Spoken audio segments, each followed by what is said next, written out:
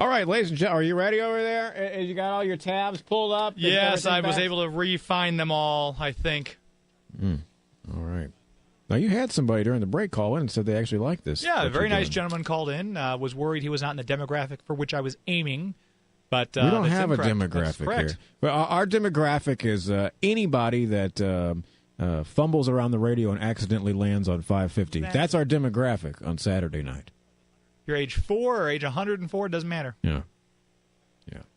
That's the cutoff, though, 104. Well, no, we want those 105-year-olds. 105, then it's out of control. To have fun facts about Grover Cleveland that they're going to actually fact-check me on, stuff like that. All right, ladies and gentlemen, you got music for this? Of course I do. I have music for this. Is there an introduction type thing? Well, there's not. Actually, I don't have an intro music. I got to put something together. Yeah, you really ought to. But I've got other intro or other music underscoring the different segments. So, for example, for the TV segment, I always do the Doctor Who theme song. Which I still have not seen Doctor Who. I'm telling you, I don't jump in. All right, here he is, ladies and gentlemen. This is Dr. James. Thank you. Thank you, Bill. So, for my TV segment, which I'll start off with that one, I gave you a lot of listings of all when these shows are coming back, some of your favorite shows. And one of the shows that's really shaping up, they had the first season, I thought they nailed it. Second season was even better. Third season of Arrow on the CW. See, I don't watch anything on the CW. Nikki, do you watch the CW? No, she doesn't. Where are you going? You already bored? She's getting up and walking out. You've only been out. Your segment's only been going for 13 seconds. She's already getting out of her chair. I go home at night and I cry myself to sleep after this show. You gotta go to the bathroom? Okay. Put the seat down when you're done, please. Restroom. So go. Put the seat down when you're done. The speakers are good in there, though. You'll be able to hear us. Yeah, they are. Yeah. Probably the best speakers in the whole place. Yeah, I agree. So Arrow, it's based on the superhero Green Arrow. Oh, I've heard of Green Arrow. Yes, and they've all this talk about DC Comics doing the start of their Justice League movie to compete with Marvel Comics' The Avengers franchise. Everyone keeps saying the show is very popular, and people keep asking him at all these fan expos, are they going to put you in the Justice League movie, since they're going to have Superman and Batman and Wonder Woman and Cyborg. And this season, Cyborg, that's my favorite. Cyborg's one of the best, yeah. One of the more expensive members of the Superpowers lineup of figures. If you ever collected those in the 80s. You know what I'm talking about? No, I don't. All right, it's All Geek To Me. I'm going to work that in.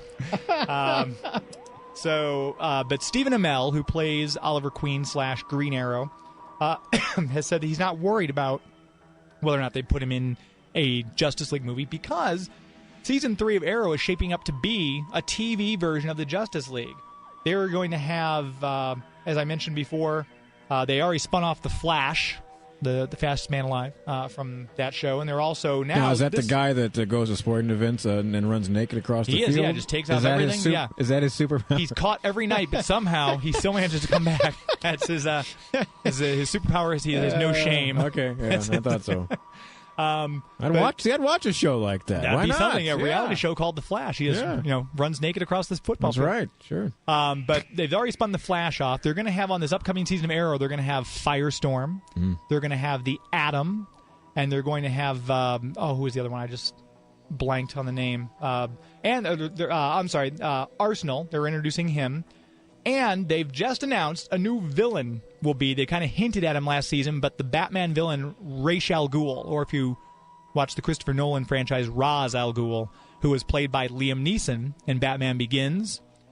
He's actually, this time around, played by a gentleman who doesn't have a lot of movie credits or TV shows under his belt. He was in the Chronicles of Riddick, but he will be playing Ra's or Raz in the upcoming season of Arrow, which premieres next month. All right. And then we'll shift gears slightly. Keeping in the DC Comics vein, though, a new show is being looked at as a pilot on TNT, and it's going to be called Titans, and it's based on the comic book series from the 1980s. It started in the 60s, but made popular by George Perez and Marv Wolfman in the 80s, called The New Teen Titans. So it'll feature around Dick Grayson, who was the first Robin, became Nightwing, and the other characters will include Starfire, Kid Flash, Wonder Girl, Raven, Cyborg, and Changeling, there, dude. Beast Boy.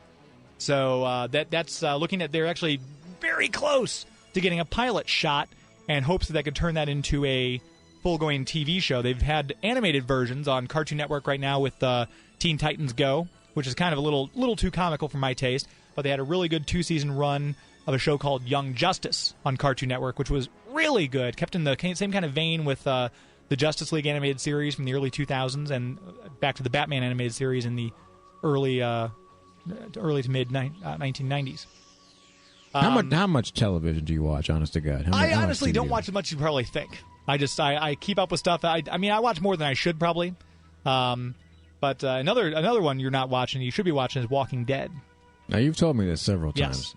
And Walking Dead... How many seasons have they done of Walking Dead? They are getting ready to kick off their 5th season. Wow. October the 12th is the premiere for that. And the gist is, these are just dead people walking around? The gist is, it's a zombie apocalypse. A cop who is shot in action wakes up, and all of a sudden he's in the hospital, and the hospital's abandoned. And he's looking around for somebody, and then, the lights are flickering. It's obviously, he's been there for a while. The flowers by his bedside are all dead and decayed. And he sees this door at the end, says, "Do not enter," dead inside. And he tries to look at the padlock, and all of a sudden he hears this from the other side, and the door's kind of, someone's pushing on him. He sees his hand come through. He's in the middle of a zombie apocalypse. And hang on one second. Nikki, don't forget to flush. Oh, please wash your hands this time. There you go. Sorry, I forgot. She's in the bathroom. She's using the loo. Yeah, okay. But actually, and speaking of Walking Dead, Robert Kirkman, who created the comic book on which the show is based from Image Comics, he says that he knows exactly how the series is going to end. He's got in his mind, he says he's got 2 roads right now. He knows how he wants it to end, so he's working from that way backwards, and he's also an executive producer and helping write the show, so he has to keep it going forward as well. In the is this one of those that I could, because when Breaking Bad was on Netflix, I just watched the whole thing at once. The first season, I think, has 6 episodes. You will blast through the first season in one night. It's that kind of show. It's like, whoa, what's going to happen next? Okay. And they get to actually, one of my favorite episodes is in season 1. It's the very last episode. It's called TS-19, where they make it to Atlanta because there's a rumor that the Center of Disease Control in Atlanta is working on a cure for the zombie plague. And they get there, and there's one doctor left in the place, and he explains to them what exactly is happening. Interesting. And See, I have that Netflix thing. That's my new deal. I like I tell you what, where I just watch it all at once. I don't know. Yeah. Oh yeah. Just binge watch. That's the way to do shows. Yeah. Yep. And then speaking of the Doctor Who themes playing, speaking of binge watching, my wife and I never watched Doctor Who until this year. And a friend recommended it to us. Liz Henning recommended we sit down and watch it. The Liz Henning? Oh, yeah, of course. Oh, the Boston Hennings. So we sat down, and actually my wife started watching. I came in and kind of caught part of the relaunch, which they relaunched it in 2005 with Chris Eccleston playing the 9th incarnation of the Doctor. But we just marathoned through it, and now we're up to dates with Peter Capaldi just took over as the 12th, depending on how you count it, 12th Doctor. And it's been. And if you don't like spoilers, now, was Fraser Crane? Was he one of the doctors? He was not. No. Niles, however, Niles, his brother. Now, if you don't like spoilers about Doctor Who, just leave the room, turn the radio down for about the next 30 seconds, because it's been revealed. Should I turn my headphones down? No, you're not really listening anyways. Okay. It's fine. And Nikki, if you're in the bathroom, flush right now. Flush several times. Excuse me, I snorted. I hope nobody heard that. Stephen Moffat, who's the showrunner and executive creative producer, has revealed that in the Christmas special, the big Christmas special coming up for Doctor Who, the current companion Clara Oswald, played by Jenna Coleman, will be leaving the show. Oh my goodness! So the Doctor is about to get a new companion. He didn't release any details. He said other than it's a mutually beneficial. She's ready to move on to something else. They're ready to get the storyline progressing forward with a newer companion. And so that'll be interesting to see the big Christmas special, because they always shake things up with the Doctor Who Christmas special on BBC America. And do they talk? Let me ask you this: is it a British accent? Yeah, it's all filmed in Cardiff. See, I don't like England. that. I don't like really? shows that have British. Well, no, you can see if they have subtitles for you if you're having trouble understanding English. No, I can understand it. I don't like hearing it. That's why Why? I don't. Really? I don't I'm like. An Anglophile, man. I love British accents. I don't like any of that. What's British what's culture? the comedy one? The real famous. Rowan Atkinson? No. Benny Hill? Well, no, I don't like Benny Hill. I don't like. There's a real famous British comedy. Fawlty Towers? Oh, for God's sake! There are so many. Monty Python and the Holy That's Grail. it. Okay. Monty Python. I think that's ridiculous. You are literally the first person I've ever ever met who said, I don't like Monty Python. Most people are like, it's okay, or, say I it love again? it. No, I don't like it. I don't like them. Really? No. Ladies and gentlemen, if you'd like to 969-550, you can 1-800-550-KTRS, call in and shame Bill right now for not liking Monty Python. That'd be great. There's more. There's and it's better, because of the accent, Bill? There's better things than that. If there are any British people who are taking umbrage with what Bill's saying right now, call in 969-550-KTRS. I just can't handle that. KTRS from your mobile. A little bit is fine, but I can't sit through it. No. Like there's people who will tell me stuff on PBS is really great. You're not watching Downton Abbey? No, I don't watch Downton Abbey. Oh, my goodness. No. Nicole's a Downton Abbey fan. But even some of those older shows that have been going on for a long time with the Brit. No, I don't. Wow. Sorry. Yeah, Doctor Who just recently celebrated their 50th anniversary. Didn't we fight a war to get away from these people? What are we doing watching them on television? Is that why you've never seen a James Bond movie in your entire life? Yeah. You don't like British accents? I've seen some James Bond, the newer ones. Sorry. Anyway, let's move on to movies because Nikki just flushed way too long in that segment. Yeah. Star Wars Episode 7. I have seen Star Wars. You haven't seen Episode 7 because it's not out yet. Incidentally, it does come out, I believe, December of 2015. Is this a Disney deal? Now that Disney owns it, yes. Disney bought Lucas sold the rights to Star Wars to Disney. How much money must that guy have? Oh, my goodness. Can you imagine? Wow. Can you imagine the money? After a certain point, does it even matter, really? I mean, one would think not. But they are filming right now in the UK and other parts. It's set to release December the 18th. Are all the Star Wars characters going to have British accents? They are, actually, yes. That's one of the things they insisted. I hope not. But it's one of a pilot was flying over this area. It's known as Greenham Common. It's in part of Berkshire in England. And he flew over an old RAF base. And you can see he tweeted a picture of Millennium Falcon and the X-Wing fighter.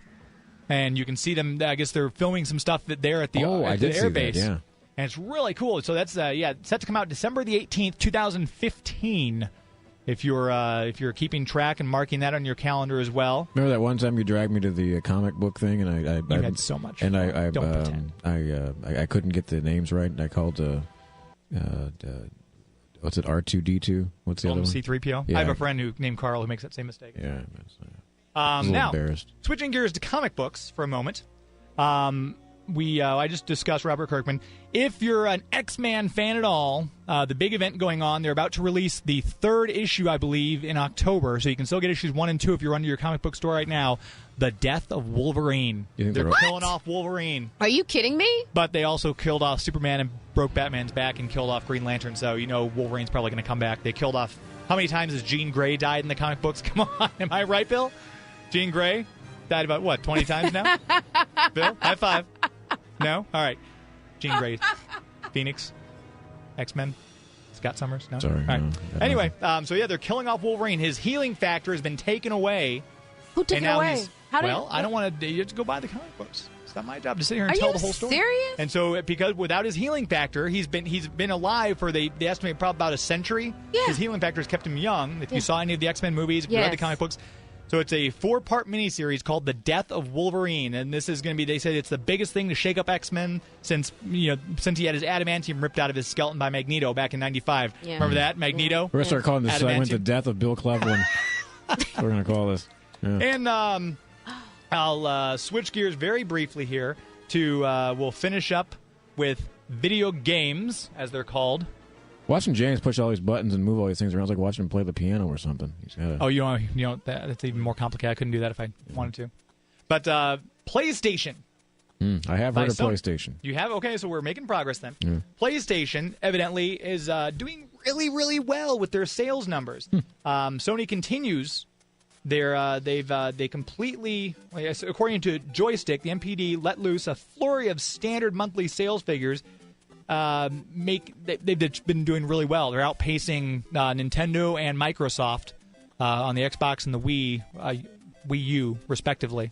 I don't know. It's hard to say Wii U, but that's what they call it. So the Xbox One and the Wii U are being kicked in their Nikki said that behinds. when she walked out of the bathroom a few seconds ago. Wii U.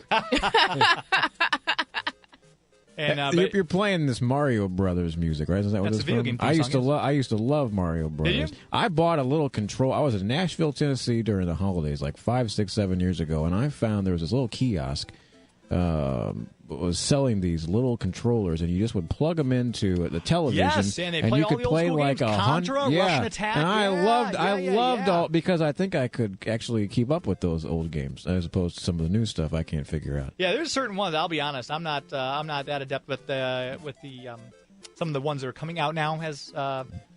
Speaking of, the new release is coming out for if you're keeping track, coming out September 16th. This coming Tuesday, we have Theatralum Final Fantasy Curtain Call. We have Fairy Fencer. We have, and I'm going to butcher the name of this one. I apologize. Fairy Fencer? Naruto Shippuden. Used to do the morning show here, Storm Fairy Revolution. Fencer. Yeah. Did he really? Yeah, Fairy Fencer. Was that on midnight? Midnight till 5? I don't know. Air Conflicts Vietnam also comes out. So those are some of your updated video game releases. Man, and very quickly, before I all stop, kinds of stuff. Before I stop, I know you're following those DC Futures Ends #1's release. I don't know what that They're means. They're doing the lenticular covers on the front of all those. We discussed this. Oh, is that the one they changed? The covers, yeah, when you move them. I remembered that. I paid attention. Get to your comic book store this coming Wednesday, because they've got New 52, DC's Future's End, Teen Titans #1, Justice League United #1, Wonder Woman #1, Trinity of Sin Pandora #1, Supergirl #1, Batman Superman #1, Batman and Robin #1, Batwoman #1, Red Hood and the Outlaws #1, and Green Lantern New Guardians #1 for the lenticular covers DC New Future's End tie-in. And that concludes It's All Geek to Me. It's still geek to me. But nice job. Thank you. What's a comic book cost? I don't know if I asked you this before. They usually can be anywhere from, I think the low end runs around $3 if you get a collector's edition or these lenticular covers, something like that. It can go up to about $5 for a brand new one. That seems steep for a comic book, doesn't it? Well, the price of everything's going up. Look at the price of gas. When I first started buying comic books, Bill, you could buy them for 75 cents. Well, if it's what you're now, do most people go once a week to the comic book store? Yeah. Okay. So do these? I'm calling them episodes. I guess that's not issues. Issues. Okay. Do they come out weekly, monthly? They come out weekly. No kidding. I take that back. There'll be a bunch. Like DC has 52 titles. That's why they call it the New 52. They relaunched back in December of 2010. You don't got to tell me. I know it's the New 52. Exactly. So, but they have they split them up. So they have a certain amount release each week. But there'll be one Detective Comics comes out each month. And then the next month, a new Detective Comics comes out, and they issue, obviously, like they just had, I think they're on issue 33 of Detective Comics. So next month, 34 will come out. The following month, 35. But each week, like Detective Comics comes out 1 week. Batman comic comes out the next week. Batman and Robin comes out the third week. Holy moly. And so they stagger it. But yeah, they have. You can go to a comic book store now and put a hold or a pull list, they'll call them. So you go to your comic book store, say, hey, these are the titles I want. Before they ever put the comics on the shelf, they'll go through their customers' pull list. They'll pull them aside, put them in a bag. You just go in whenever you can, pick them up. So if you can't make it to the comic book store on Wednesday, you go in Thursday, Friday, Saturday. Your comics are going to be there, and you don't have to worry about them selling out. This is unbelievable. Now, why? Before we break, why haven't comic books gone digital? They do. They have. And this is fantastic. Stan Lee was at a comic book. Stan Lee, creator of Marvel Comics, 92 years old, still going out and doing these comic book tours. You had a picture taken with him, didn't you? Yeah. And they made. Someone asked him. They said, "So, do you think digital comics? Because you can buy them online now. You can download them on your iPhone or iPad." And he said, the guy asked him, "Stan, do you think that digital comics are going to replace paper printed comic books?" And Stan Lee's answer, 92 years old, God love him, he says, comic books are like boobs. They're great to look at online, but you want to hold them in your hand. That's beautiful. That's hilarious. Stan Lee, who, by the way, has made a couple of guest appearances on The Big Bang Theory show you don't like. Of course he is, yeah. And he just he appeared in he's always in all the Marvel Comics movies. He's an executive producer, and he always makes a little cameo in all of Marvel Comics movies. Good for him. Still getting it done. Yeah. All right, there you go. That's James. He works hard on that segment. It's all Greek to me. Geek. It's all geek to me. All right, we need to break. We will come back. We'll do a little who knew or who cares, and then dueling fun facts coming up in the 11 o'clock hour.